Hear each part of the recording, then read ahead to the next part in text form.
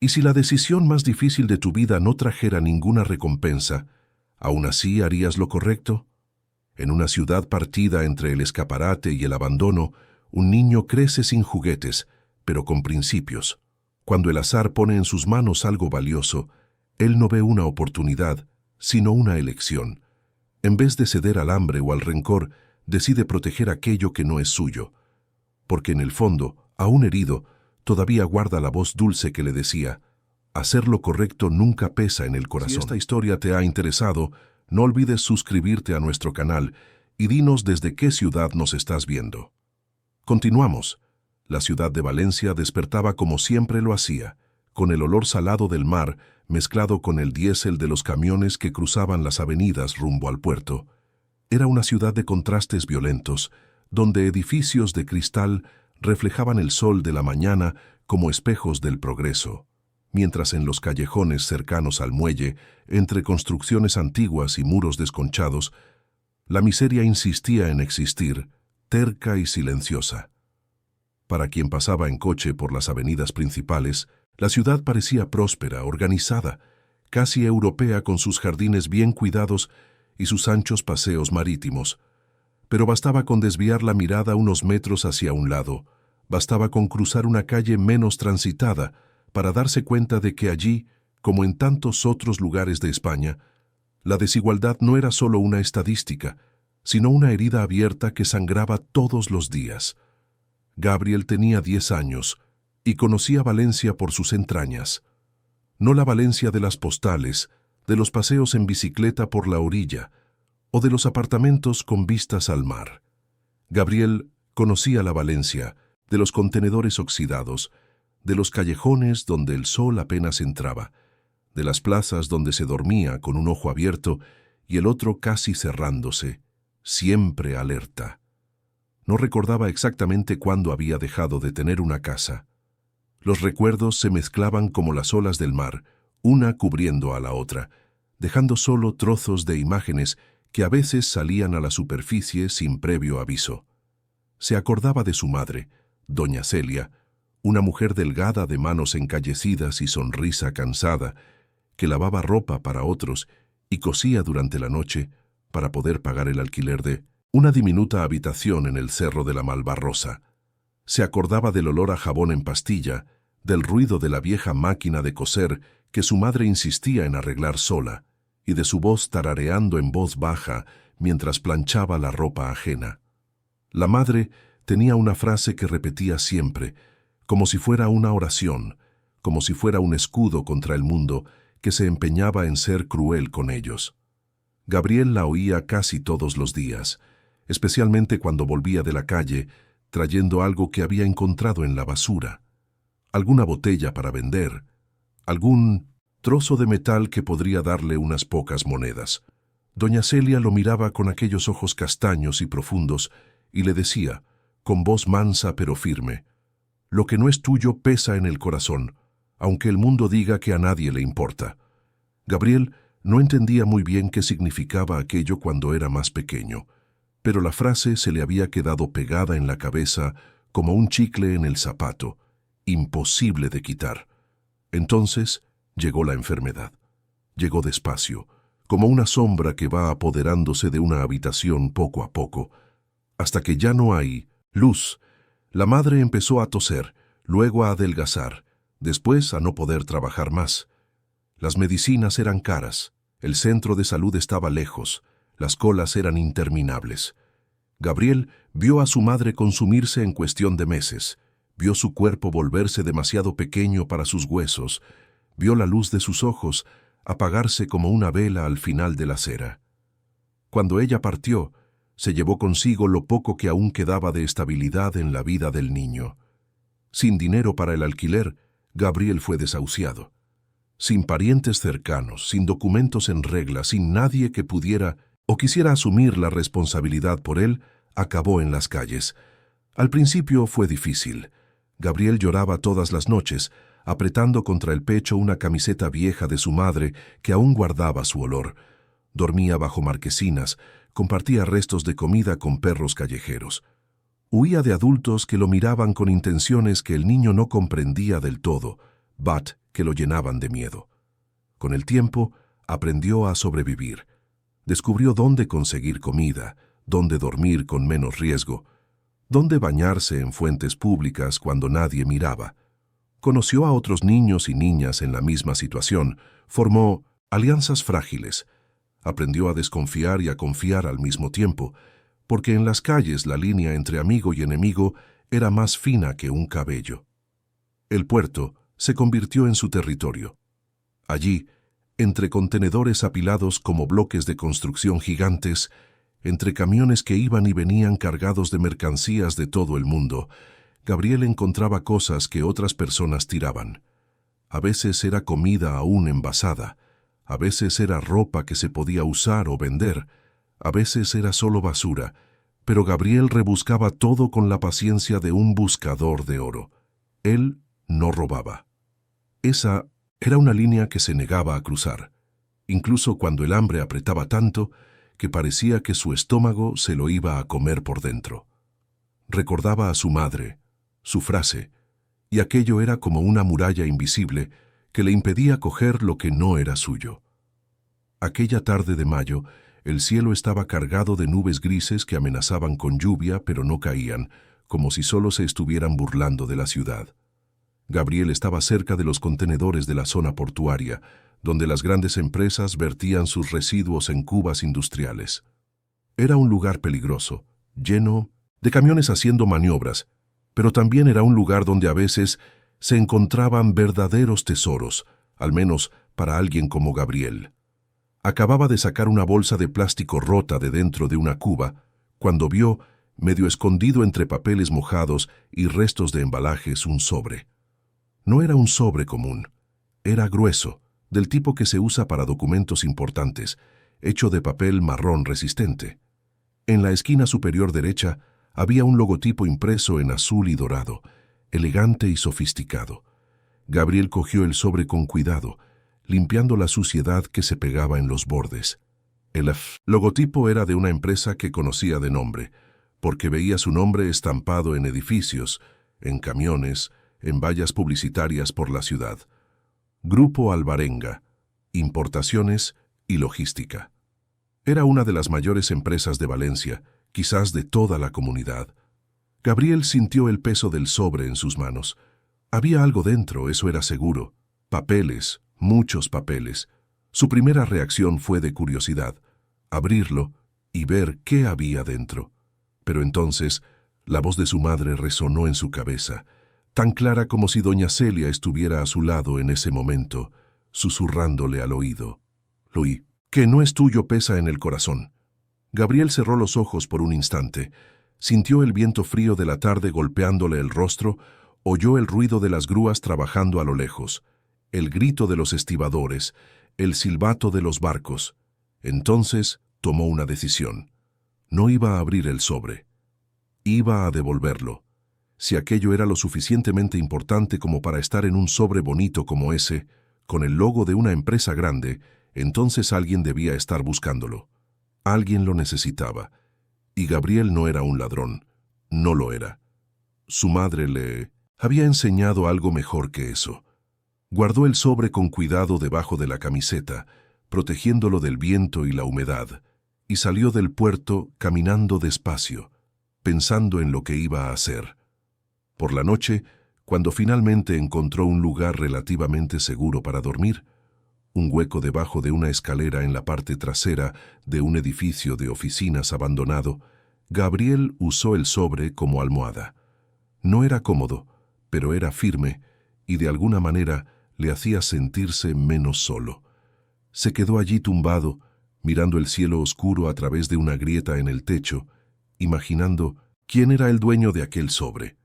Imaginaba a un hombre de traje importante, quizás desesperado buscando aquellos papeles. Imaginaba que al devolver el sobre, quizás aquel hombre le daría unas monedas, o quién sabe si hasta un trabajo de verdad. Pero no era por la recompensa por lo que Gabriel quería hacerlo, era porque era lo correcto, era porque su madre habría hecho lo mismo. A la mañana siguiente, Gabriel se despertó con el sol dándole en la cara. Se levantó, dobló los cartones que había usado como cama improvisada, Los escondió en un rincón para poder usarlos de nuevo más tarde, y cogió el sobre que había guardado con cuidado dentro de la camiseta durante la noche. Estaba arrugado por las puntas, pero aún entero.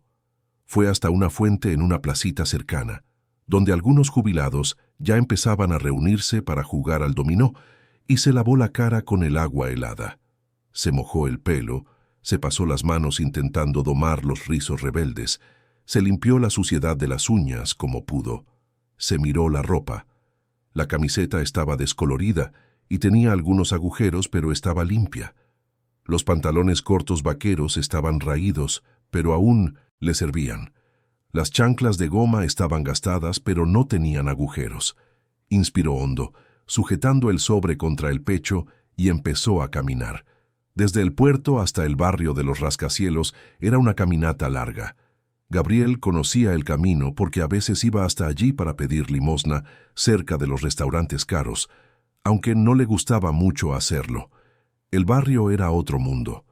Las aceras eran anchas y limpias, las tiendas tenían escaparates brillantes, los coches que pasaban eran de importación y hacían un rugido bajo y potente que parecía música.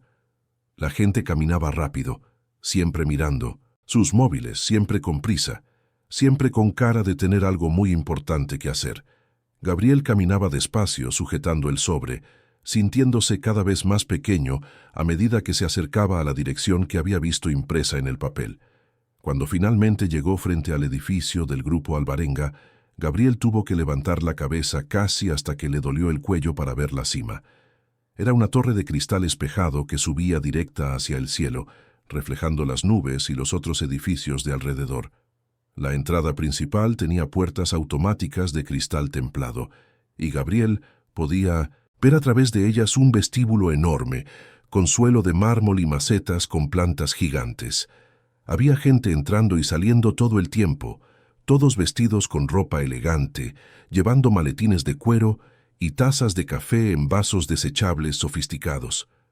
Gabriel se quedó parado en la acera durante unos minutos, solo observando. Tenía miedo. Miedo de que lo echaran, miedo de que lo humillaran, miedo de que se rieran de él. Pero entonces recordó a su madre, recordó su frase, recordó que estaba haciendo lo correcto. Respiró hondo una vez más y caminó hacia la puerta. Los sensores detectaron su presencia y las puertas de cristal se abrieron solas con un suave silbido, como si le estuvieran dando la bienvenida. Gabriel dio 2 pasos hacia dentro del vestíbulo e inmediatamente sintió el aire acondicionado helado en la cara, tan diferente del calor húmedo de la calle. Pero antes de que pudiera dar un paso más, una voz grave lo interrumpió. Un guardia de seguridad, un hombre grande con uniforme azul marino y gafas de sol, apareció frente a él como un muro. ¿Puedo ayudarte, chico? La voz no era exactamente hostil, pero tampoco era amigable. Gabriel tragó saliva y levantó el sobre, mostrándoselo al guardia. «Encontré esto», dijo Gabriel con la voz más fina de lo que le gustaría. «Lo encontré en la basura cerca del puerto. Tiene el logo de la empresa. He venido a devolverlo». El guardia miró el sobre, luego a Gabriel, después al sobre de nuevo. Su expresión era de desconfianza. «Quédate aquí», ordenó, y se alejó unos pasos, diciendo algo por la radio que llevaba en el cinturón. Gabriel se quedó allí parado, sintiendo todas las miradas de la gente que pasaba por el vestíbulo. Algunas lanzaban miradas rápidas de curiosidad, otras de asco disimulado, otras ni siquiera miraban, como si Gabriel fuera invisible. El niño apretó el sobre contra el pecho, deseando poder desaparecer, deseando que aquello terminara pronto. Después de unos minutos que parecieron horas, una mujer se acercó. Era joven, quizás tendría 20 y pocos años, con el pelo castaño recogido en una coleta y una sonrisa gentil. Llevaba una tarjeta de identificación colgada del cuello y traía en las manos un vaso de plástico. «Hola, cariño», dijo ella con voz suave. «Me llamo Fernanda, trabajo en recepción. He oído que has encontrado algo de la empresa». Gabriela asintió con la cabeza y le tendió el sobre. Fernanda cogió el sobre, examinó el logo, examinó el estado del papel. «¿Dónde lo encontraste exactamente?» Gabriel se lo contó. Le contó que rebuscaba en la basura, que encontró el sobre, que decidió traerlo de vuelta. Fernanda escuchaba con atención y Gabriel se dio cuenta de que realmente estaba escuchando, no solo fingiendo. Cuando terminó de hablar, Fernanda sonrió de nuevo y le tendió el vaso que traía en la mano. «Es agua. Debes de tener sed después de caminar hasta aquí». Gabriel cogió el vaso con las dos manos, como si fuera algo precioso, y bebió despacio, sintiendo el agua fresca bajar por su garganta seca. «Gracias», murmuró. Pero antes de que Fernanda pudiera decir nada más, una voz cortante resonó en el vestíbulo, haciendo que ambos se giraran. «¿Qué está pasando aquí?». La voz provenía de una mujer que caminaba hacia ellos con pasos firmes y decididos. Llevaba un traje de chaqueta beige impecable, tacones altos que golpeaban el suelo de mármol como martillazos, y llevaba un maletín de cuero bajo el brazo. El pelo rubio estaba recogido en un moño perfecto. El maquillaje era discreto pero impecable, y su mirada era fría, como el hielo. Gabriel no sabía quién era aquella mujer, pero sintió un escalofrío recorrerle la espalda cuando se detuvo frente a él y lo miró desde arriba con una expresión de absoluto desdén. Esa era Valeria Antúnez, directora administrativa del Grupo Alvarenga y una de las personas más poderosas de aquella empresa. Fernanda se enderezó inmediatamente, asumiendo una postura más formal. «Doctora Antúnez, este niño encontró un sobre con el logo de la empresa y vino a devolverlo». Valeria cogió el sobre de las manos de Fernanda sin contemplaciones y lo examinó con ojos críticos. Estaba sucio, arrugado, claramente había venido de la basura. Ella levantó una ceja y miró a Gabriel como si fuera un insecto. «¿Y qué quieres a cambio?». La pregunta fue seca, directa. Gabriel parpadeó, confundido. «Nada, señora. Solo quería devolver lo que no es mío». Valeria soltó una risa corta, sin humor. «Ah, qué conveniente. Un niño de la calle aparece aquí con un sobre que dice haber encontrado en la basura y no quiere nada». Miró a su alrededor, a los empleados que empezaban a reunirse discretamente para observar la escena. «¿Ustedes se creen esto? Nadie hace nada gratis en este mundo». Se volvió hacia Gabriel, apuntando el sobre en su dirección como si fuera un arma. «Esto es basura. Si estaba en la basura es porque alguien lo tiró. No hay nada importante aquí. Probablemente pensaste que ibas a ganar algo de dinero con esto, ¿no es así? He venido a devolver la basurita y ahora quiero una recompensa». «Qué listo». Gabriel sintió que la cara le ardía. No era vergüenza, era indignación. No había venido allí para que lo humillaran. No había venido esperando nada. Había venido porque era lo correcto, porque su madre se lo había enseñado. Pero las palabras no salían. Tenía un nudo en la garganta. Los ojos empezaban a escocerle. Valeria continuó, ahora dirigiéndose al guardia de seguridad. «Saque a este niño de aquí inmediatamente. No quiero ver a gente así dentro de mi empresa. Y tú, Fernanda, vuelve a tu puesto. No tenemos tiempo que perder con esto». Fernanda miró a Gabriel con una expresión de pesar, pero no dijo nada. El guardia ya se acercaba al niño cuando Gabriel, finalmente, encontró su voz. «Yo solo quería hacer lo correcto», dijo en voz baja pero firme. «Mi madre me enseñó que lo que no es tuyo pesa en el corazón. No quiero nada de ustedes. Solo quería devolverlo, solo eso». Y entonces, sin esperar respuesta, Gabriel se dio la vuelta y caminó de regreso a las puertas automáticas, que se abrieron para que saliera. Sus mejillas ardían, no de vergüenza, sino de rabia. Rabia contra aquella mujer, contra el mundo, contra la injusticia de todo. Ya casi estaba cruzando la calle cuando oyó unos pasos apresurados detrás de él. Era Fernanda, corriendo con dificultad con sus zapatos de tacón bajo. «Gabriel, espera». Lo alcanzó y le puso algo en las manos. Era un panecillo de queso, aún tibio, envuelto en una servilleta de papel. «Siento mucho lo que ha pasado ahí dentro», dijo con la voz llena de sinceridad. «Hiciste lo correcto. No dejes que nadie te diga lo contrario, ¿vale?» Gabriel miró el panecillo, luego a Fernanda, y sintió que los ojos le escocían de nuevo, pero esta vez por un motivo diferente. Gracias, susurró. Fernanda sonrió, le apretó el hombro ligeramente y volvió corriendo al edificio. Gabriel se quedó allí parado en la acera, sosteniendo el panecillo envuelto, sintiendo el buen olor subir hasta su nariz. Entonces, empezó a caminar de vuelta al puerto, despacio, masticando el panecillo poco a poco, dejando que el sabor del queso derretido llenara su boca y por unos instantes hiciera que el mundo pareciera un poco menos cruel. Lo que Gabriel no sabía, lo que nadie allí en el vestíbulo sabía, era que en el último piso de aquel edificio de cristal, en una sala enorme con vistas panorámicas a toda la ciudad de Valencia, un hombre estaba viéndolo todo a través de las cámaras de seguridad internas. Su nombre era Antonio Alvarenga, y era el fundador y presidente del Grupo Alvarenga. Tenía 52 años, el pelo canoso y un rostro marcado por arrugas que contaban historias de noches sin dormir, de decisiones difíciles, de una vida entera dedicada a construir algo de la nada. Antonio había nacido allí mismo en Valencia, pero no en la Valencia de los edificios de cristal.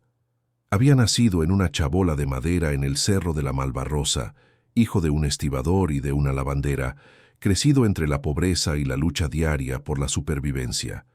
Había triunfado en la vida a base de mucho trabajo, mucho estudio y mucha determinación, y nunca había olvidado de dónde venía. Mientras veía la escena en el vestíbulo, viendo a Valeria humillar a aquel niño que solo había intentado hacer lo correcto, Antonio sintió que algo se le encogía en el pecho. Sintió rabia, sintió tristeza, sintió vergüenza. Vergüenza de haber puesto a personas como Valeria en puestos de poder dentro de la empresa que él había construido. Personas que habían olvidado, o quizás nunca supieron, lo que era tener dignidad cuando no se tiene nada. Personas que medían el valor de los demás por la ropa que vestían, por la dirección donde vivían, por el saldo de su cuenta bancaria. Antonio cogió el teléfono interno y llamó a seguridad. «Traigan ese sobre inmediatamente a mi despacho», ordenó con voz grave, «y averigüen quién es ese niño. Quiero hablar con él». Luego colgó y se quedó allí, mirando por la ventana a la ciudad que se extendía allá abajo, pensando en todo lo que había conseguido y en todo lo que quizás había perdido en el camino. El sobre llegó al despacho de Antonio Alvarenga 10 minutos después, traído por el jefe de seguridad en persona. El hombre entró en la sala con pasos cuidadosos, como si llevara una bomba a punto de explotar, y depositó el sobre la mesa de caoba maciza con una delicadeza excesiva. «Señor Alvarenga, aquí tiene lo que pidió. El niño ya se ha ido, pero hemos conseguido algunas imágenes suyas en las cámaras exteriores. Puedo rastrearlo si usted quiere». Antonio asintió con la cabeza, pero su atención ya estaba totalmente centrada en el sobre marrón que ahora descansaba frente a él, con sus bordes arrugados y el logo de la empresa manchado de algo que parecía aceite. Antonio despidió al jefe de seguridad con un gesto de la mano y se quedó solo en la sala. Por unos instantes, solo miró el sobre como si pudiera descifrar su contenido a través del papel opaco. Después, con movimientos lentos y deliberados, cogió un abrecartas del cajón y cortó cuidadosamente el sello que, sorprendentemente, aún estaba intacto. El niño no lo había abierto. Había encontrado aquello en la basura. Podría haber mirado, podría haber removido, pero no había hecho nada de eso. Simplemente lo había traído de vuelta. Antonio sintió un profundo respeto por aquel niño al que ni siquiera conocía, y al mismo tiempo una punzada de dolor al pensar en cómo Valeria lo había tratado. Abrió el sobre y vertió el contenido sobre la mesa. Eran papeles, muchos papeles, hojas grapadas, documentos con membretes oficiales, contratos, extractos bancarios. Antonio empezó a hojear despacio, sus ojos expertos escaneando la información con la precisión de quien ha pasado décadas leyendo contratos y analizando números. Al principio todo parecía normal. Contratos de importación, acuerdos con proveedores internacionales, documentos de logística. Pero entonces, en la 5ª página, algo llamó su atención. Era un contrato de prestación de servicios con una empresa de la que nunca había oído hablar. Millennium Consultoría y Asesoría SL. El valor del contrato era alto, muy alto. 500.000 euros mensuales por servicios de consultoría administrativa. Antonio frunció el ceño. Él conocía todos los contratos importantes de la empresa, o al menos debería conocerlos. Era parte de su trabajo, aunque había delegado muchas funciones operativas en los últimos años debido a problemas de salud. Siguió leyendo. Había una firma al final del contrato. Su firma. O al menos algo que se parecía mucho a su firma. Pero Antonio estaba absolutamente seguro de que nunca había firmado aquel documento. Estaba seguro porque se acordaba de cada contrato grande que firmaba y nunca había autorizado $500.000 al mes para una empresa fantasma que probablemente ni siquiera existía de verdad. El corazón de Antonio empezó a latir más rápido. Siguió hojeando los papeles con las manos ahora un poco temblorosas. Encontró más contratos similares. Encontró extractos bancarios que mostraban transferencias regulares a cuentas de empresas con nombres genéricos. Encontró facturas falsificadas. Encontró una red compleja de desvíos financieros que probablemente ya llevaba operando meses, quizás años, justo delante de sus narices. Y en todos los documentos, todas las autorizaciones fraudulentas, había una cosa en común: su firma falsificada y el sello de la dirección administrativa. Antonio se reclinó en la silla de cuero, sintiendo el peso de todo aquello caer sobre sus hombros como una avalancha.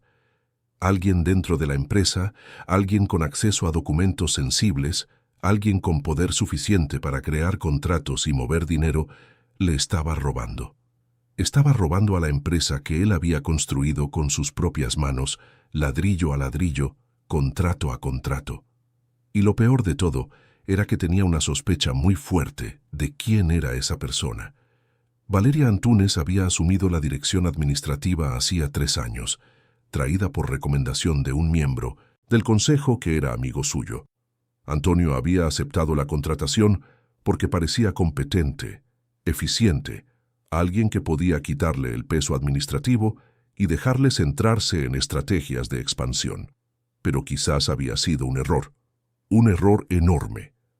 Antonio pasó el resto de la tarde encerrado en su despacho, llamando al departamento jurídico de la empresa, a su contable personal, a personas de confianza. Pidió una auditoría completa y discreta de todas las transacciones financieras de los últimos 3 años. Pidió que rastrearan las empresas que figuraban en los contratos fraudulentos. Y pidió que hicieran todo eso en absoluto secreto. Porque si Valeria sabía que estaba siendo investigada, podría destruir pruebas o huir con el dinero. Hacia las 7 de la tarde, cuando el sol ya se estaba poniendo sobre Valencia y el cielo adquiría tonos anaranjados y rosados, Antonio finalmente tuvo la confirmación que temía. Las empresas de los contratos eran todas fantasmas, registradas en direcciones falsas, con socios que eran testaferros, y todas ellas habían sido creadas justo después de que Valeria asumiera la dirección administrativa. El rastro del dinero era claro como el agua para quien sabía dónde buscar. Valeria había desviado más de 10 millones de euros de la empresa en los últimos 3 años. Antonio sintió una mezcla de rabia y decepción tan intensa que por un momento pensó que iba a sufrir un infarto. Pero no podía permitirse el lujo de tener un infarto ahora. Tenía que actuar. Tenía que exponer aquel fraude y asegurarse de que Valeria pagara por todo lo que había hecho. Pero antes de eso, tenía otra cosa que hacer. Tenía que encontrar a aquel niño. El niño que había devuelto el sobre pudiendo haberlo tirado, pudiendo haber intentado venderlo o chantajearlo. El niño que tenía más integridad en su dedo meñique que Valeria en todo su cuerpo. Antonio llamó de nuevo a seguridad. ¿Han encontrado al niño? La respuesta llegó rápida. Sí, señor. Ha vuelto a la zona del puerto. Suele estar por allí. Hemos hablado con algunos comerciantes de la zona y hemos descubierto que se llama Gabriel. Tiene unos 10 años. Vive en la calle desde que falleció su madre. Antonio cerró los ojos un momento, sintiendo el peso de aquellas palabras. 10 años, viviendo en la calle, solo. Y aún así, con toda esa dificultad, había elegido hacer lo correcto. «Mande a alguien a buscarlo», ordenó a Antonio, pero con delicadeza. «No quiero que se asuste. Díganle que me gustaría hablar con él, agradecerle personalmente. Y díganle que no está en ningún problema, todo lo contrario». Encontrar a Gabriel no fue difícil. A la mañana siguiente, Fernanda se ofreció para ir al puerto personalmente. Se había quedado pensando en el niño desde el día anterior, sintiéndose mal por la forma en que Valeria lo había tratado. Cuando finalmente lo localizó, cerca de los mismos contenedores donde había encontrado el sobre, Gabriel estaba compartiendo un trozo de pan con otros 3 niños que parecían tener edades similares a la suya. Todos estaban delgados, sucios, con ropa raída, pero había algo en sus ojos que no estaba totalmente derrotado. Era como si aún guardaran una chispa de esperanza, por pequeña que fuera. «Gabriel», lo llamó Fernanda, acercándose despacio para no asustarlo. El niño se giró, reconoció a la chica de recepción y frunció el ceño con desconfianza. «¿Qué quieres?». Fernanda sonrió. «He venido a buscarte porque el dueño de la empresa, el señor Antonio Alvarenga, quiere hablar contigo». Gabriel dio un paso atrás. «Yo no he hecho nada malo. Solo devolví el sobre». «Lo sé», dijo Fernanda rápidamente. «Y es exactamente por eso que quiere conocerte, para darte las gracias. No estás en problemas, Gabriel. Todo lo contrario». Gabriel miró a sus amigos, que observaban todo con una curiosidad mezclada con miedo.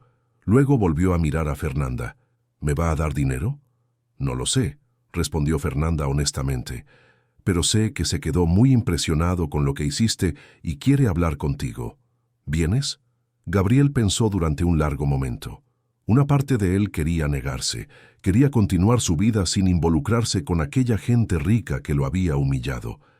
Pero otra parte de él, la parte que aún tenía esperanza, la parte que aún creía que podían pasar cosas buenas, le susurraba que quizás valía la pena intentarlo.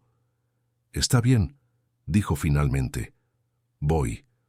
Fernanda llevó a Gabriel de vuelta al edificio de la empresa, pero esta vez no lo hizo entrar por el vestíbulo principal. Usó una entrada lateral, directamente a los ascensores ejecutivos, evitando las miradas de curiosidad y juicio de los empleados.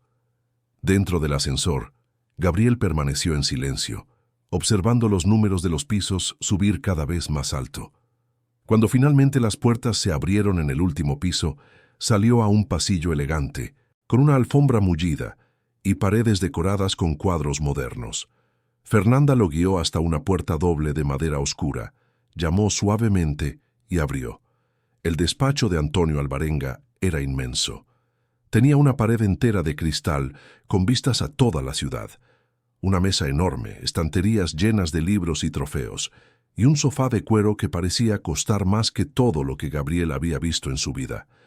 Pero lo que más llamó la atención del niño fue el hombre que se levantó de detrás de la mesa y caminó hacia él. Antonio Alvarenga no era lo que Gabriel esperaba. No tenía esa apariencia arrogante y fría de la gente rica que veía en las revistas. Tenía el pelo canoso un poco despeinado, ojos cansados pero amables, y llevaba una camisa sencilla, sin corbata, con las mangas remangadas hasta los codos. «Tú debes de ser Gabriel», dijo Antonio, y había algo en su voz que era cálido, acogedor. «Me llamo Antonio. Encantado de conocerte». Le tendió la mano. Gabriel miró la mano por un momento, vacilante, y luego la estrechó. La mano de Antonio era grande y encallecida, y el apretón era firme pero no aplastante.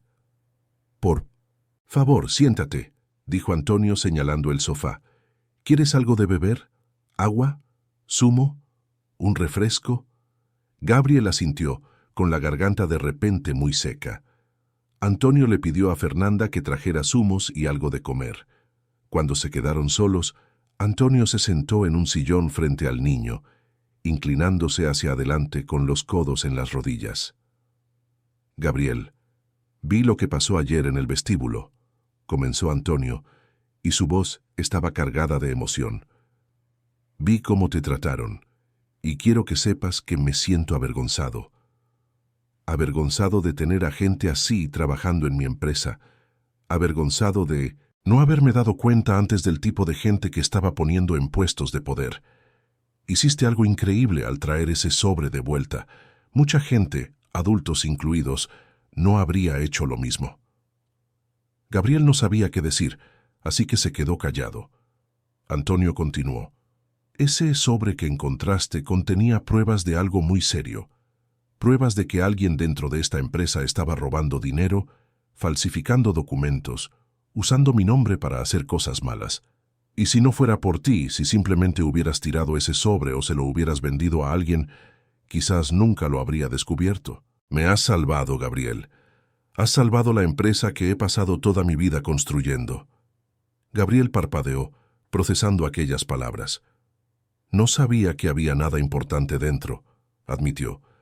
Solo quería devolverlo, porque mi madre siempre decía que lo que no es tuyo pesa en el corazón.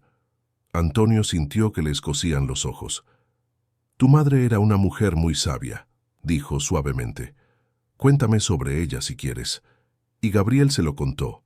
Le contó sobre doña Celia, sobre la ropa que lavaba y las costuras que hacía de madrugada. Le contó sobre la enfermedad, sobre cómo se había consumido, sobre sus últimos días en un hospital público abarrotado. Le contó cómo había acabado en las calles, sobre el hambre, el frío, el miedo. Se lo contó todo con voz baja pero firme, sin pedir compasión, solo relatando los hechos tal como eran.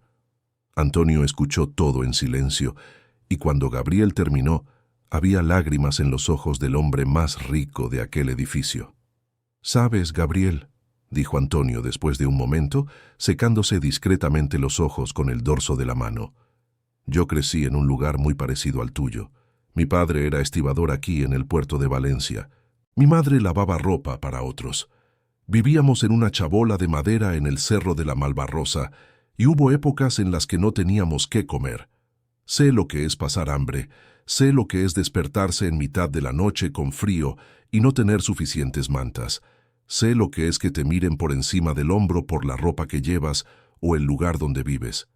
Lo sé, Gabriel, y por eso mismo me impresionas aún más, porque incluso pasando por todo eso, no has perdido tu dignidad, no has perdido tus valores». Fernanda volvió con una bandeja llena de sándwiches, zumos y fruta. Lo puso todo sobre la mesita de centro y salió discretamente. Antonio animó a Gabriel a comer y el niño no necesitó que se lo dijeran 2 veces. Estaba hambriento. Mientras Gabriel comía, Antonio le explicó lo que iba a pasar en los próximos días. Iba a convocar una reunión extraordinaria del Consejo de Administración para exponer el fraude. Iba a entregar todas las pruebas a las autoridades competentes e iba a asegurarse de que la persona responsable rindiera cuentas por sus actos. Pero antes de eso, quiero hacer algo. Por ti, Gabriel, dijo Antonio. Quiero ayudarte, no por pena, sino porque te lo mereces, porque tu madre te crió bien y tú honras su memoria todos los días con tus elecciones. Gabriel dejó de masticar y miró a Antonio con los ojos muy abiertos.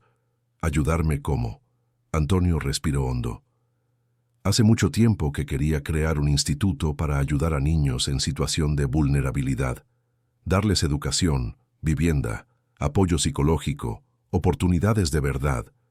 Pero siempre lo posponía, siempre había otra prioridad, siempre había otra cosa que parecía más urgente. Tú me has recordado por qué quería hacerlo. Me has recordado quién era yo antes de tener todo esto.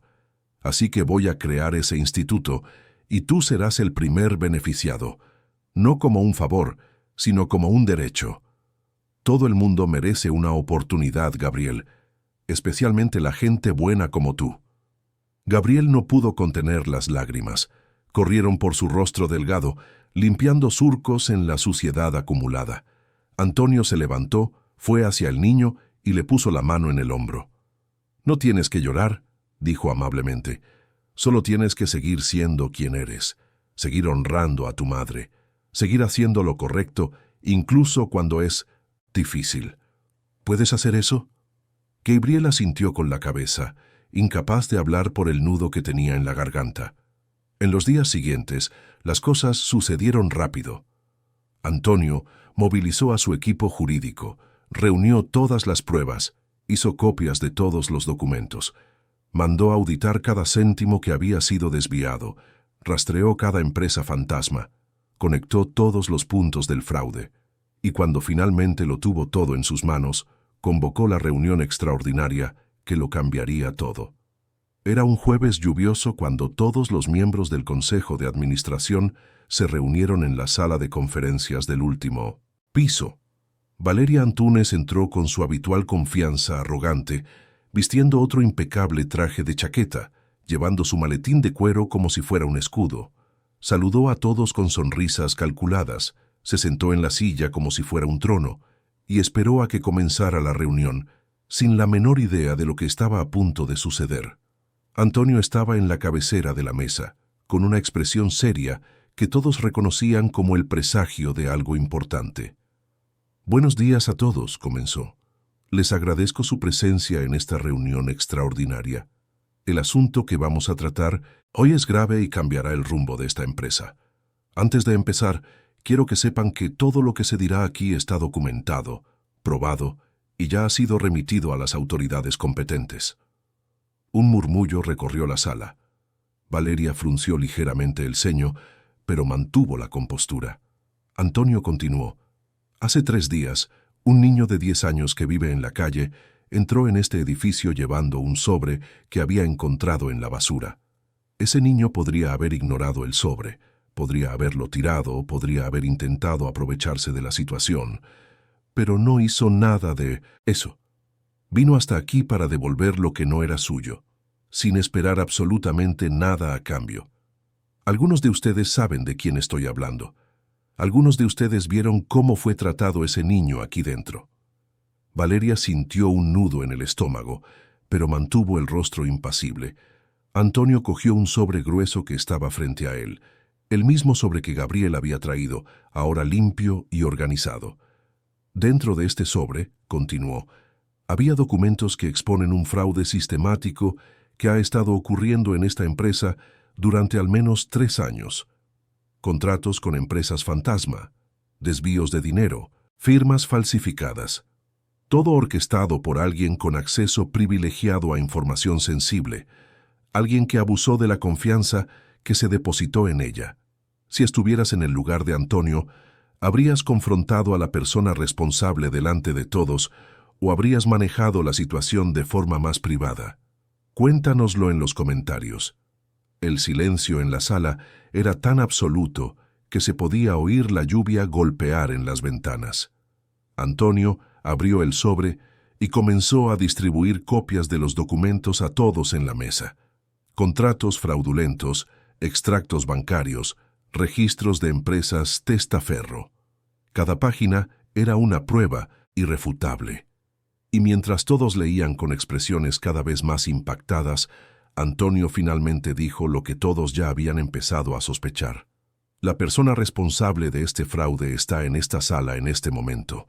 Valeria Antúnez, directora administrativa de esta empresa, ha desviado más de 10 millones de euros en los últimos 3 años a través de un complejo esquema de empresas fantasma y contratos fraudulentos». Valeria sintió que el mundo se derrumbaba a su alrededor. Intentó mantener la compostura. Intentó sonreír como si aquello fuera un malentendido absurdo. «Eso es ridículo», dijo, pero su voz salió menos firme de lo que pretendía. «Esas acusaciones son completamente infundadas. No voy a aceptar que se me difame de esta forma». Antonio la miró con una mezcla de pena y repulsión. «Las pruebas están aquí, Valeria. Tu firma está en todos los documentos de creación de las empresas fantasma. Los depósitos se hacían en cuentas vinculadas a ti a través de testaferros que ya han confesado todo en su declaración. Los registros bancarios muestran que recibiste transferencias regulares de esas empresas. No hay forma de negarlo. Me has robado. Has robado a esta empresa. Nos has robado a todos». Valeria intentó levantarse, pero sus piernas no respondieron. Intentó hablar, pero las palabras no salían. Veía todos los rostros alrededor de la mesa, mirándola con desprecio, con asco, con decepción. Todo lo que había construido, toda su carrera, toda su reputación, se estaba desmoronando en cuestión de minutos, y lo peor era saber que la habían pillado por un niño de la calle, un don nadie al que había despreciado y humillado. La ironía era demasiado cruel para soportarla. «Tu presencia ya no es necesaria en esta empresa», dijo Antonio con voz final. «Estás despedida por causa justificada. Las autoridades ya están siendo notificadas y responderás penalmente por todo lo que has hecho. Te sugiero que busques un abogado». 2 guardias de seguridad entraron en la sala como si hubieran sido llamados previamente. Valeria se levantó, finalmente, con las piernas temblorosas y el rostro pálido. No dijo nada más. Simplemente cogió su bolso y salió de la sala escoltada, dejando atrás el poder, el estatus y la vida que había construido sobre mentiras y robos. Cuando la puerta se cerró tras ella, Antonio miró a todos los presentes en la mesa y continuó. Antonio respiró hondo antes de seguir hablando al Consejo de Administración. Aún estaba procesando todo lo que acababa de ocurrir: la expulsión de Valeria, la exposición del fraude, la ruptura de una confianza que nunca debería haberse roto. Pero no tenía tiempo para quedarse dándole vueltas. Tenía cosas importantes que anunciar, cambios que debían hacerse, una empresa que necesitaba ser reconstruida sobre bases más sólidas y más humanas. Miró a cada uno de los rostros alrededor de la mesa, personas que trabajaban con él desde hacía años, algunas desde hacía décadas, y vio en ellos la misma conmoción y la misma indignación que él mismo sentía. «Sé que todos están afectados por lo que acabamos de descubrir», dijo Antonio con la voz firme pero cargada de emoción. «Yo también lo estoy. Pero no podemos dejar que esto destruya lo que hemos construido juntos. Esta empresa nació de valores sólidos, de trabajo honesto, de respeto por las personas, y es a esos valores a los que debemos regresar. Por eso, quiero anunciar ahora un cambio importante que llevo planeando mucho tiempo, pero para el que nunca había encontrado el momento adecuado». Todos prestaron atención, olvidando por un momento el escándalo que acababa de estallar. Antonio continuó. «Voy a crear el Instituto Alvarenga para el Desarrollo Social. Será una organización sin ánimo de lucro, financiada con recursos de la empresa y con colaboraciones que buscaremos, dedicada a ayudar a niños y adolescentes en situación de vulnerabilidad. Ofreceremos educación de calidad, apoyo psicológico, capacitación profesional, vivienda temporal cuando sea necesario y, sobre todo, dignidad y esperanza. Quiero que este instituto sea un legado de verdad, algo que vaya mucho más allá de los beneficios y los balances financieros». Hubo murmullos de aprobación alrededor de la mesa. Uno de los consejeros, un señor de pelo blanco llamado Dr. Mario, que había sido socio minoritario de Antonio desde los primeros años de la empresa, levantó la mano. «Antonio, todos sabemos que esta siempre ha sido una de tus voluntades, y creo que hablo por todos aquí cuando digo que apoyamos completamente esta iniciativa. Pero, ¿puedo preguntar qué te hizo decidir que ahora era el momento adecuado?» Antonio sonrió con tristeza. «Un niño de 10 años me recordó lo que realmente importa. Me recordó quién era yo antes de tener todo esto, y me hizo darme cuenta de que si no hago algo ahora quizás no lo haga nunca». Entonces contó en detalle la historia de Gabriel. Contó sobre el sobre encontrado en la basura, sobre la decisión del niño de devolverlo en lugar de ignorarlo, sobre la humillación que había sufrido a manos de Valeria, sobre la historia de su madre y cómo había acabado en las calles. Cuando terminó de hablar, no había un ojo seco en la sala. El doctor Mario se limpió las gafas con un pañuelo, claramente emocionado.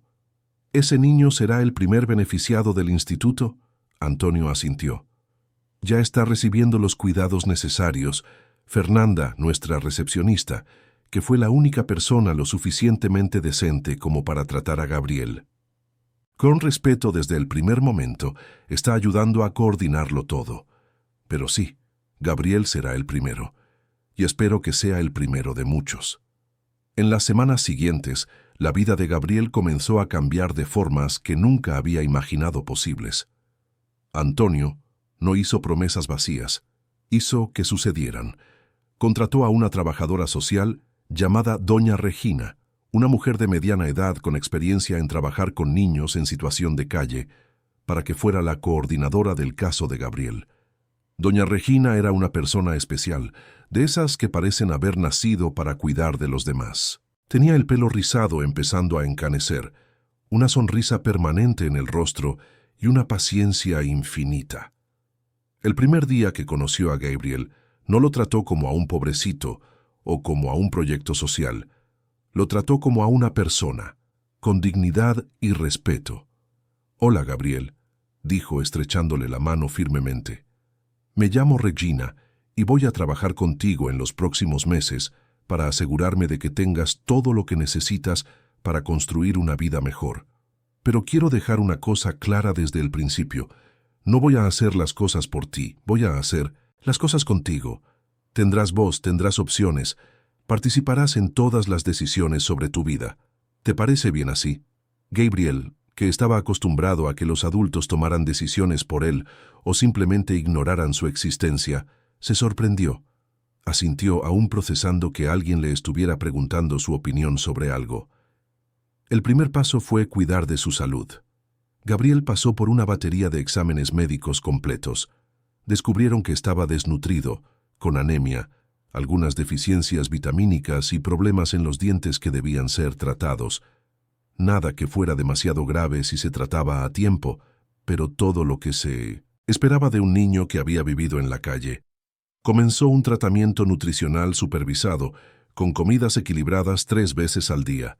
Al principio, Gabriel comía como si cada comida fuera la última, rápido y con miedo de que alguien le quitara la comida. Pero poco a poco, a medida que se daba cuenta de que la comida llegaba regularmente, empezó a comer más despacio, a saborear, a elegir lo que le gustaba y lo que no. Doña Regina consiguió una plaza para Gabriel en un centro de acogida temporal municipal que tenía un convenio con el instituto que Antonio estaba creando. No era un lugar lujoso, pero estaba limpio, era seguro y tenía educadores sociales formados. Gabriel tuvo una cama para él solo, con sábanas limpias y una manta suave. La primera noche, tumbado en aquella cama, mirando el techo pintado de blanco, Gabriel lloró. Lloró de alivio, lloró de añoranza por su madre, lloró de miedo a que todo aquello fuera solo un sueño y que se despertara de nuevo sobre los cartones del puerto. Pero no era un sueño, era real. Paralelamente a los cuidados de salud y vivienda, comenzó también el apoyo psicológico. A Gabriel le presentaron a una psicóloga llamada doctora Patricia, una mujer joven de ojos amables, que llevaba muchos años trabajando con niños traumatizados. Las primeras sesiones fueron difíciles. Gabriel no quería hablar, no quería abrirse, temía que si contaba todo lo que sentía, todo por lo que había pasado, lo consideraran débil o problemático y perdiera la ayuda que estaba recibiendo. Pero la doctora Patricia no presionaba, simplemente estaba allí, disponible, creando un espacio seguro donde Gabriel podía ser quien era sin miedo a ser juzgado. Poco a poco, Gabriel empezó a hablar. Habló de su madre, del día en que murió, del miedo que sentía todas las noches en la calle, de la soledad, del hambre, de la sensación de ser invisible para el mundo.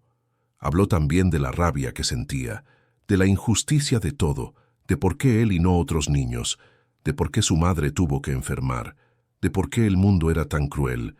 Y la doctora Patricia lo escuchaba todo, validaba cada sentimiento, ayudaba a Gabriel a entender que todo lo que sentía era normal, era esperable, era humano.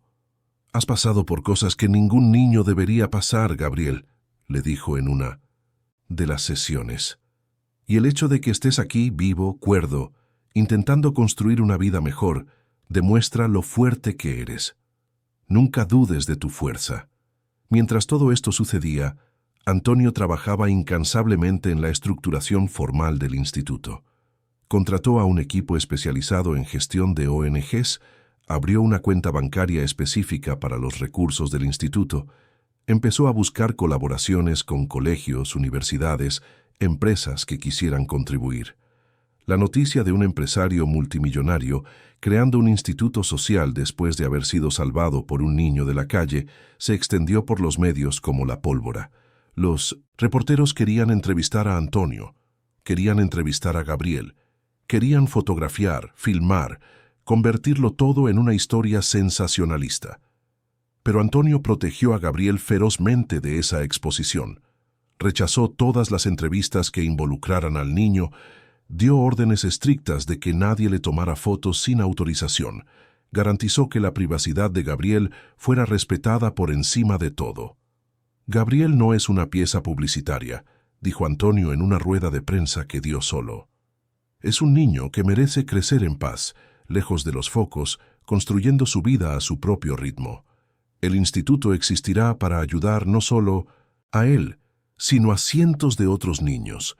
Y todos ellos merecen dignidad, no piedad ni espectacularización. La firmeza de Antonio en proteger a Gabriel le granjeó aún más respeto de la sociedad valenciana. Las donaciones para el instituto comenzaron a llegar. Empresarios locales se ofrecieron a contribuir. Particulares enviaban cantidades simbólicas pero llenas de significado. Colegios se ofrecieron a dar becas de estudio. 3 meses después de aquel día en que Gabriel había entrado en el edificio del Grupo Alvarenga con un sobre sucio en las manos, su vida era irreconocible. Estaba viviendo en el centro de acogida, asistiendo a clases regulares en un buen colegio público, teniendo seguimiento médico y psicológico semanal, aprendiendo a confiar en los adultos de nuevo, haciendo amigos de su edad que también estaban en el centro.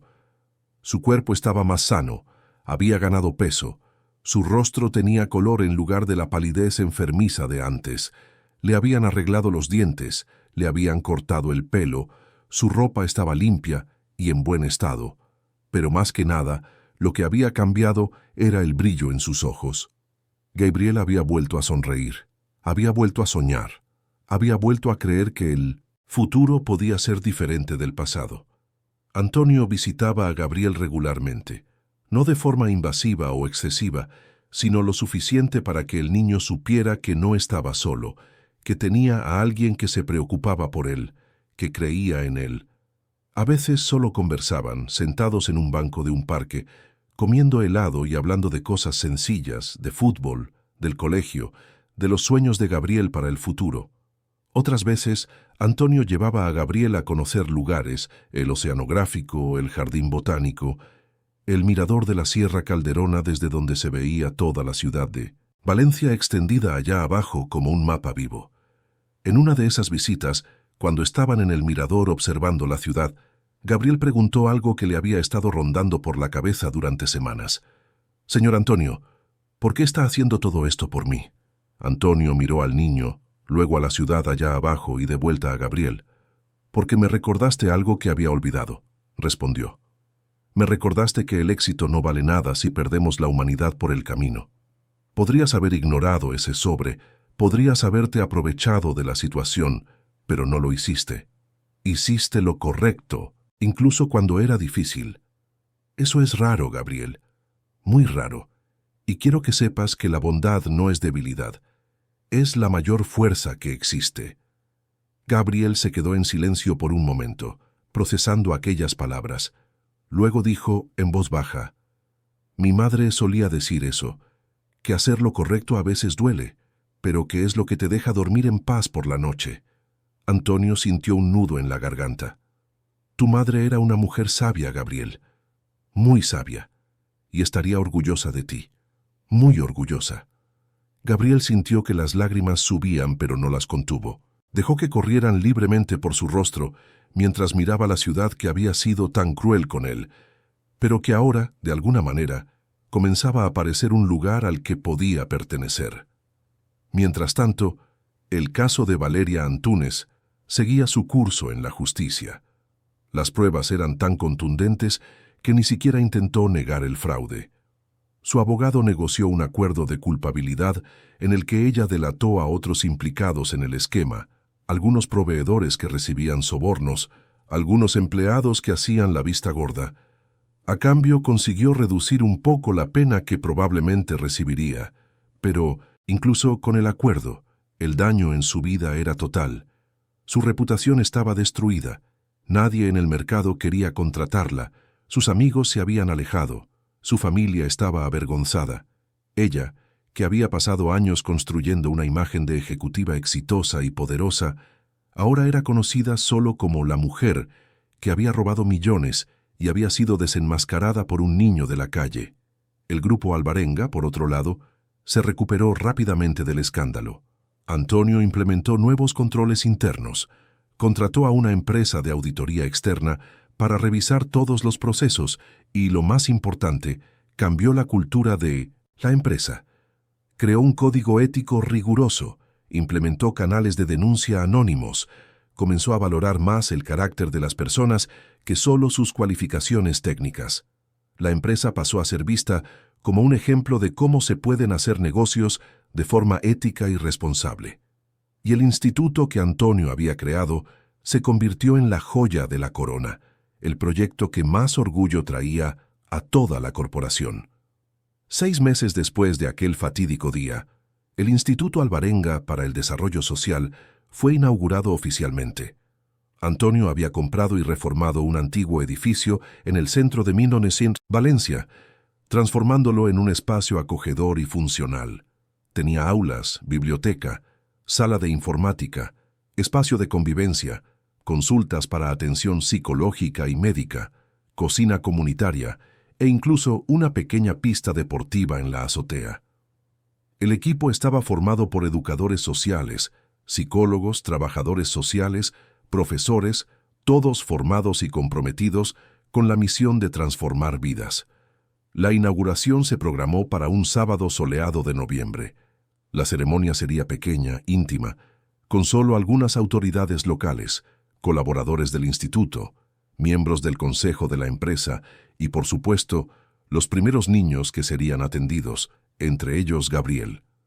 Antonio había preparado un discurso, pero cuando llegó el momento de hablar, con todos reunidos en el patio interior del instituto, las palabras preparadas parecieron insuficientes. Miró a los niños sentados en las sillas de la primera fila, todos arreglados con ropa nueva, con los ojos brillando de expectación, y sintió una emoción tan grande que casi no pudo empezar a hablar. Cuando yo era niño, comenzó Antonio con la voz entrecortada, vivía en una chabola de madera en el Cerro de la Malvarrosa. Mis padres eran trabajadores manuales, gente honesta pero sin estudios, sin oportunidades. Crecí viendo la desigualdad de cerca, viendo cómo algunas personas lo tenían todo mientras otras no tenían nada. Y me prometí a mí mismo que si algún día tenía éxito, si algún día conseguía triunfar, lo usaría para ayudar a quienes todavía estaban luchando. Pero confieso que perdí eso de vista. Me ocupé tanto en construir la empresa, en acumular riqueza, que olvidé esa promesa. Hasta que un niño de 10 años me la recordó. Buscó a Gabriel con la mirada y el niño, sentado en la primera fila junto a doña Regina, sintió que las mejillas le ardían con la atención. Antonio continuó. Gabriel podría haber ignorado un sobre que encontró en la basura, pero no lo ignoró. Podría haber intentado aprovecharse de la situación, pero no lo intentó. Simplemente hizo lo correcto, sin esperar nada a cambio, porque así es como su madre le enseñó. Y al hacerlo, no solo salvó a mi empresa de un fraude millonario, sino que también salvó mi alma. Me recordó lo que realmente importa.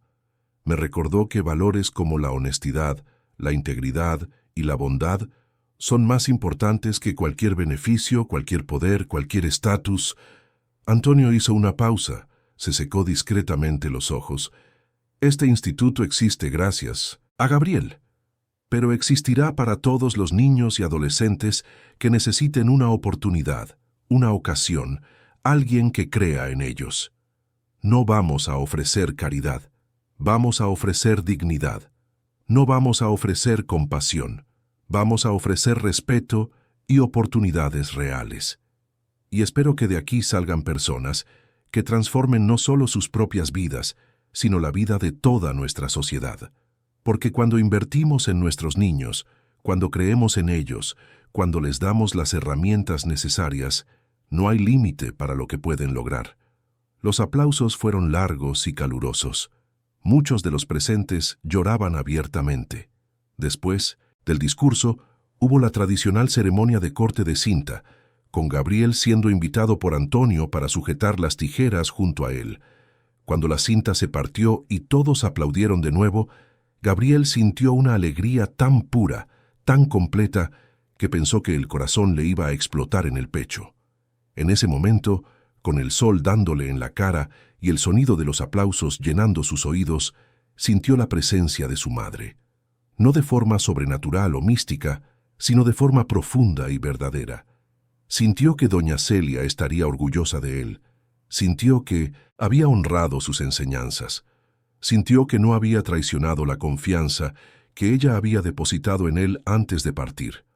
Tras la ceremonia oficial, todos fueron invitados a una merienda comunitaria en el comedor del instituto. Había bocadillos, pasteles, zumos, refrescos, todo hecho con cariño por el equipo de la cocina. Los niños comían y conversaban animadamente, ya empezando a hacer amistades entre ellos. Los adultos circulaban, hablando de los próximos pasos, de los desafíos que vendrían, de los sueños que todos compartían de hacer de aquel instituto algo realmente transformador. Fernanda, la recepcionista que había sido la primera persona en tratar a Gabriel con amabilidad aquel día lejano, también estaba allí, conversando con doña Regina sobre ideas para actividades extraescolares.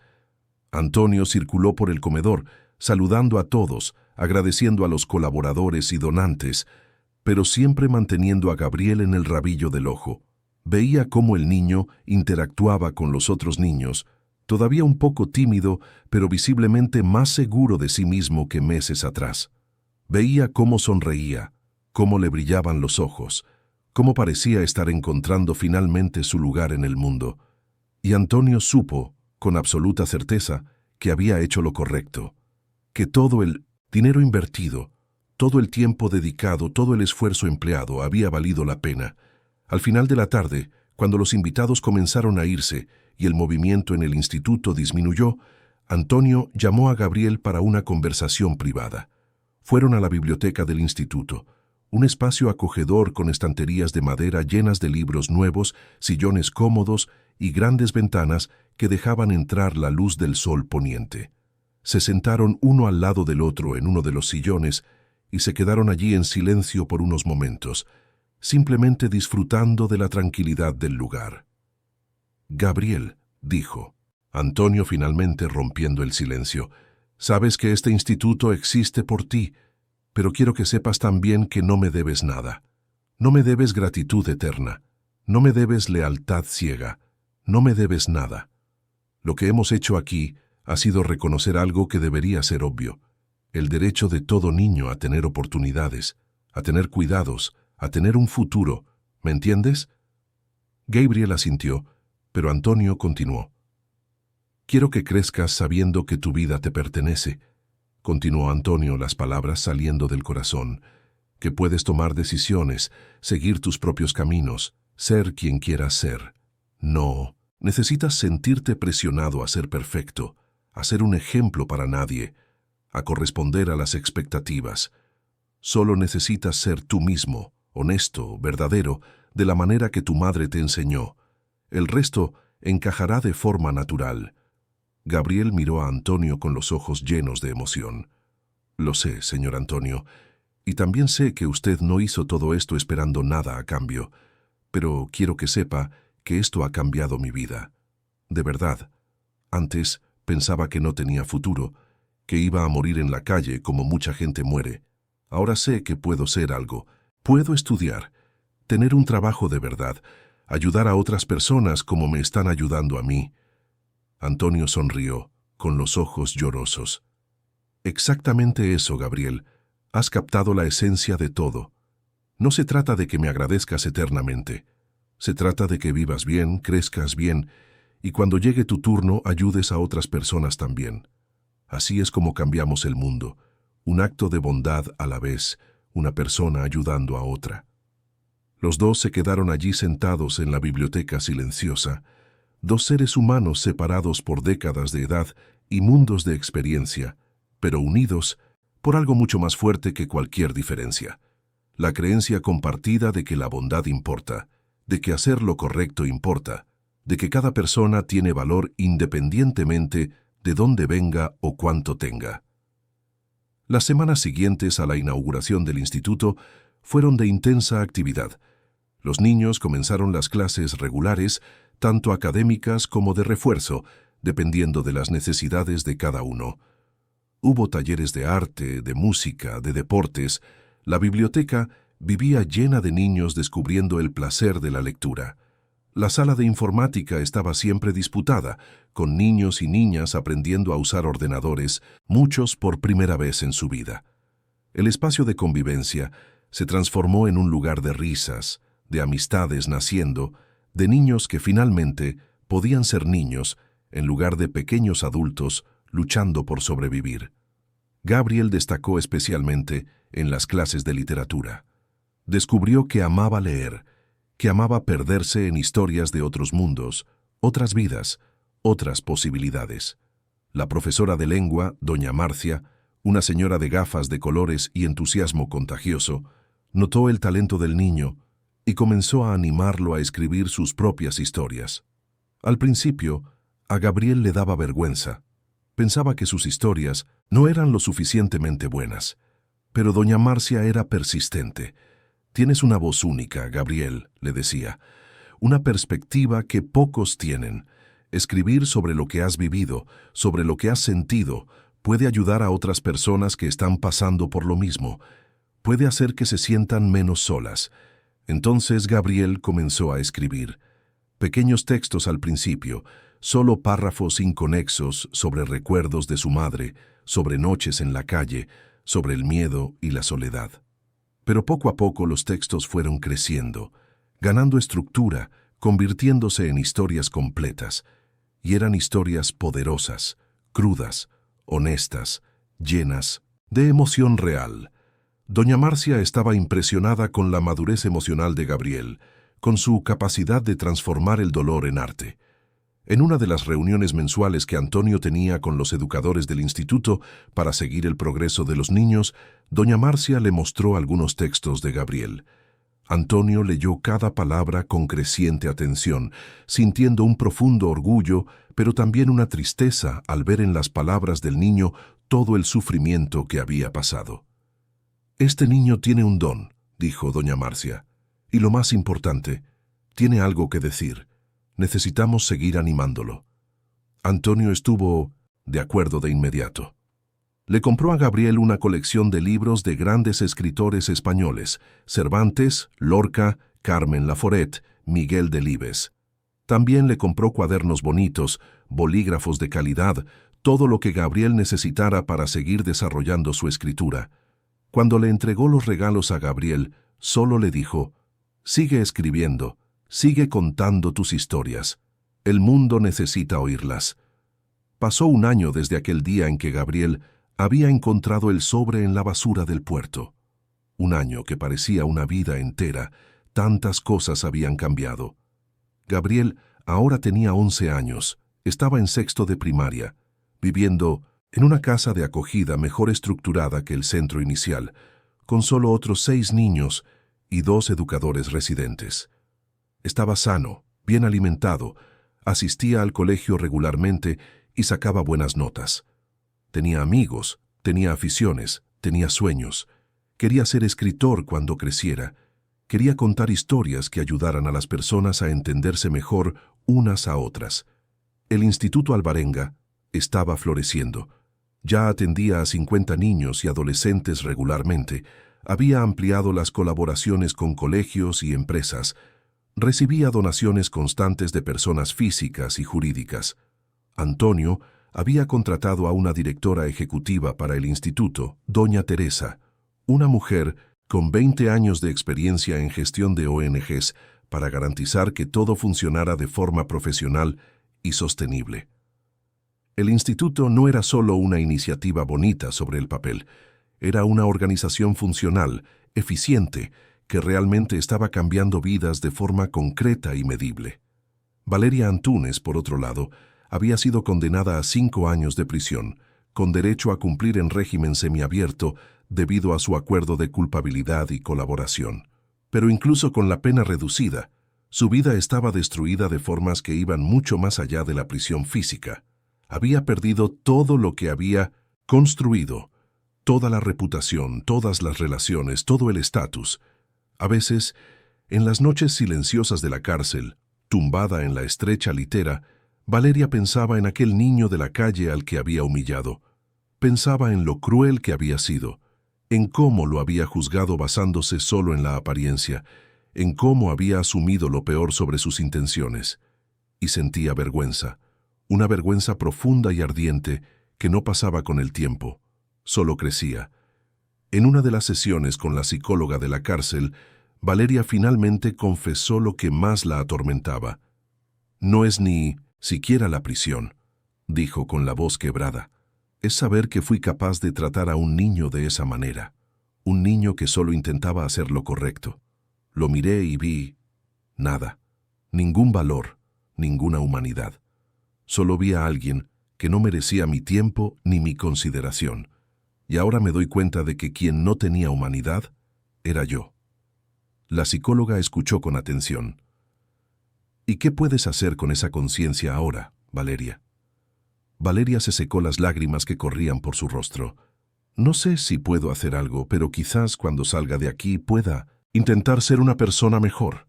Pueda intentar compensar el mal que hice. No sé si será suficiente, pero tengo que intentarlo. Mientras tanto, la vida en Valencia continuaba su curso natural. La ciudad seguía siendo una ciudad de contrastes, donde riqueza y pobreza convivían lado a lado, donde el mar golpeaba las playas indiferente a los dramas humanos, donde el puerto continuaba recibiendo barcos de todo el mundo. Pero ahora había algo diferente. Estaba el Instituto Alvarenga, un faro de esperanza en medio de la desigualdad. Había historias de transformación sucediendo todos los días, niños que antes no tenían nada, ahora soñando con futuros brillantes. Y estaba Gabriel, el niño que lo había empezado todo simplemente por hacer lo correcto. Un sábado por la tarde, 2 años después de aquel fatídico día, Antonio invitó a Gabriel a dar un paseo. Fueron en coche hasta el Cerro de la Malvarrosa, el mismo cerro donde Antonio había crecido décadas atrás. Subieron por las calles estrechas y sinuosas, pasando por chabolas de madera y ladrillo, niños jugando descalzos en las callejuelas, mujeres tendiendo la ropa en tendederos improvisados. Antonio detuvo el coche en un mirador natural, un punto alto del cerro desde donde se veía toda la ciudad allá abajo. Salieron del coche y se quedaron allí parados observando la vista. «Yo nací allí», dijo Antonio, señalando una zona específica del cerro. «En esa chabola azul que estás viendo, o al menos donde había una chabola azul hace mucho tiempo. Mi padre trabajaba en el puerto, mi madre lavaba ropa. No teníamos casi nada, pero teníamos dignidad, teníamos amor, teníamos valores». Gabriel miró el lugar que Antonio señalaba, tratando de imaginar al empresario multimillonario como un niño pobre viviendo allí. «Es extraño pensar que usted vino de aquí y consiguió llegar a donde ha llegado». Antonio sonrió. «Sabes, Gabriel, durante mucho tiempo quise olvidar que vine de aquí. Quería borrar esa parte de mi historia, fingir que siempre había sido rico, que siempre había tenido éxito. Me avergonzaba de mis orígenes. Pero tú me recordaste que no hay ninguna vergüenza en venir de abajo. La vergüenza está en olvidar de dónde vienes. Está en perder la humanidad por el camino. Está en tratar a otras personas como inferiores por de dónde vienen o lo que tienen. Tú, con 10 años y viviendo en la calle, tenías más dignidad que yo con 50 años y miles de millones en el banco. Me enseñaste de nuevo lo que realmente importa». Gabriel se quedó en silencio por un momento, procesando aquellas palabras. Luego dijo, con voz baja pero firme: «Mi madre solía decir que el oro de verdad no se oxida, que podemos estar sucios por fuera, pero si estamos limpios por dentro, eso nadie nos lo quita. Creo que ella diría que usted es oro de verdad, señor Antonio, porque usted podría haberme ignorado, podría haber dejado pasar todo aquello, pero no lo hizo. Hizo lo correcto incluso cuando era difícil. Antonio sintió que se le llenaban los ojos de lágrimas. Los dos hicimos lo correcto, Gabriel, y eso es lo que importa. Al fin y al cabo, cuando lo quitamos todo, la riqueza, el estatus, el poder, lo que queda es solo eso. ¿Hicimos lo correcto o no? ¿Fuimos buenos o no? ¿Ayudamos o perjudicamos? Y quiero que sepas que tú, con tu simple elección de devolver un sobre, ayudaste a más personas de las que puedes imaginar. Me ayudaste a mí, ayudaste a los 50 niños que están en el instituto ahora, ayudaste a los cientos que aún pasarán por allí, ayudaste incluso a Valeria de una forma extraña, porque la obligaste a enfrentarse a quien realmente era. Se quedaron en el mirador hasta que el sol comenzó a ponerse, pintando el cielo de naranja, rosa y morado. Valencia se extendía allá abajo, hermosa e imperfecta, una ciudad de contradicciones pero también de posibilidades. Cuando finalmente bajaron de vuelta al coche, Gabriel se giró hacia Antonio y dijo algo que había estado guardando durante mucho tiempo. «Señor Antonio, usted es el padre que me gustaría haber tenido. No lo digo para reemplazar a mi padre de verdad, a quien ni siquiera conocí, o a mi madre. Pero usted me hace sentir seguro, me hace sentir importante, me hace creer que puedo ser alguien, y eso significa más para mí que todas las otras cosas que ha hecho». Antonio tuvo que detenerse, porque las lágrimas lo cegaron. Abrazó a Gabriel allí mismo en la calle, un abrazo largo y apretado, y murmuró al oído del niño: «Tú eres lo más importante que ha pasado en mi vida, Gabriel. Más importante que todo el dinero, todo el éxito, todo. Me recordaste por qué vale la pena estar vivo». Se quedaron así por unos momentos, dos seres humanos conectados por algo mucho más grande que la sangre o la genética, conectados por elecciones, por valores compartidos, por amor genuino. Los años siguientes trajeron más crecimiento, más cambios, más historias de transformación. Gabriel creció, pasó al instituto, siguió escribiendo, siguió siendo un alumno dedicado. Otros niños y niñas pasaron por el instituto, cada uno con sus historias, sus dolores, sus sueños. Algunos siguieron a la universidad, otros a la formación profesional, otros a trabajos dignos que les permitían mantenerse a sí mismos y a sus familias. Cada historia era única, cada transformación era personal, pero todas tenían una cosa en común: la oportunidad de empezar de nuevo, de construir un futuro diferente del pasado. Antonio continuó al frente del grupo Alvarenga, pero ahora con un propósito renovado. No trabajaba solo para acumular más riqueza. Trabajaba para generar más recursos que pudieran invertirse en el instituto, en otras iniciativas sociales, en marcar una diferencia real en la vida de las personas. Se convirtió en una figura respetada no solo por su éxito empresarial, sino principalmente por su carácter, su generosidad, su humanidad. Daba charlas en universidades sobre responsabilidad social corporativa, sobre ética en los negocios, sobre cómo es posible tener éxito financiero sin perder el alma en el proceso. Y siempre, en cada charla, en cada entrevista, Antonio contaba la historia de Gabriel. Contaba sobre el niño que había encontrado un sobre y había decidido devolverlo. Contaba sobre la humillación que había sufrido, sobre el fraude que había sido expuesto, sobre cómo todo aquello había cambiado no solo la vida de Gabriel, sino la suya propia, y siempre terminaba diciendo lo mismo: los pequeños gestos de bondad pueden cambiar el mundo. Nunca subestimes el poder de hacer lo correcto. Gabriel, ahora con 15 años, todavía mantenía un contacto cercano con Antonio. Visitaba la oficina regularmente, hablaba de sus planes para el futuro, pedía consejos, compartía sus logros y sus dudas.